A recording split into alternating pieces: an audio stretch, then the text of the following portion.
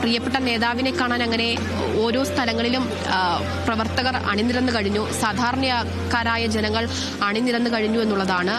അവർക്കൊക്കെ VS-നെ അവസാനമായിട്ട് കാണാൻ കഴിയുന്ന അവസരം അത് ഒരിക്കലും അവർ അത് വേണ്ട എന്ന് വെക്കത്തില്ല.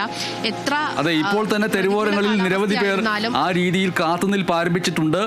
അതിനിടയിൽ നമ്മൾക്ക് പൂഞ്ഞാറിൽ നിന്നൊരു പ്രേക്ഷകൻ നമ്മോടൊപ്പം VS-നെ ഓർത്ത് സംസാരിക്കുകയാണ്. രാജു എന്നാണ് അദ്ദേഹത്തിന്റെ പേര്. സംസാരിച്ചോളൂ.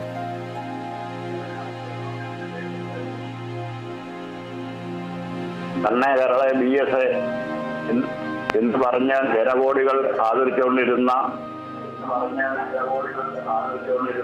നല്ലൊരു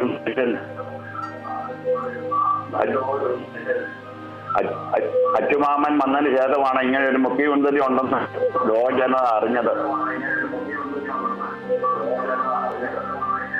അച്ചുമാമൻ ഒളിവിൽ കഴിഞ്ഞിരുന്ന പൂഞ്ഞാറിൽ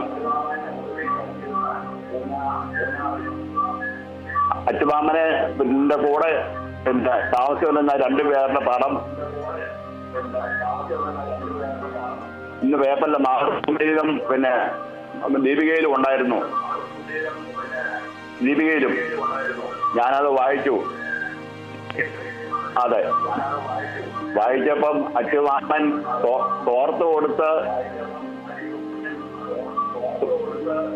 അവിടെ കുളിക്കുന്ന ഒരു കടവുണ്ടായിരുന്നു. ആ കടവിൽ കുളിച്ചുകൊണ്ടിരുന്നപ്പോഴാണ് പോലീസുകാർ വന്ന് അച്ചുമാമനെ പിടിച്ചുകൊണ്ട്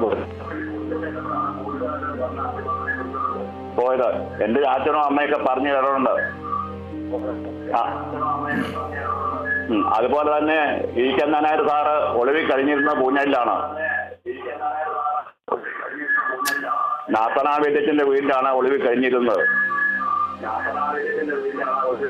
ഇത്രയെല്ലാം കാര്യങ്ങൾ എനിക്കറിയാം. അതെ, താങ്കളുടെ ഓർമ്മകൾക്ക് നന്ദി.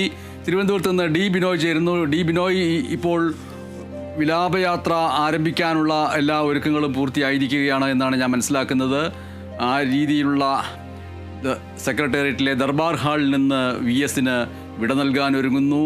VS-ന്റെ ജന്മനാട്ടിലേക്കുള്ള യാത്ര എല്ലാ പ്രവർത്തകരെയും കണ്ടു അവരുടെ അഭിവാദ്യങ്ങൾ ഏറ്റുവാങ്ങിക്കൊണ്ടുള്ള ഒരു യാത്ര എന്നുള്ള നിലയ്ക്ക് എത്രത്തോളം വൈകാരികം ആണ് ഈ നിമിഷങ്ങൾ, ഡി ബിനോയ്?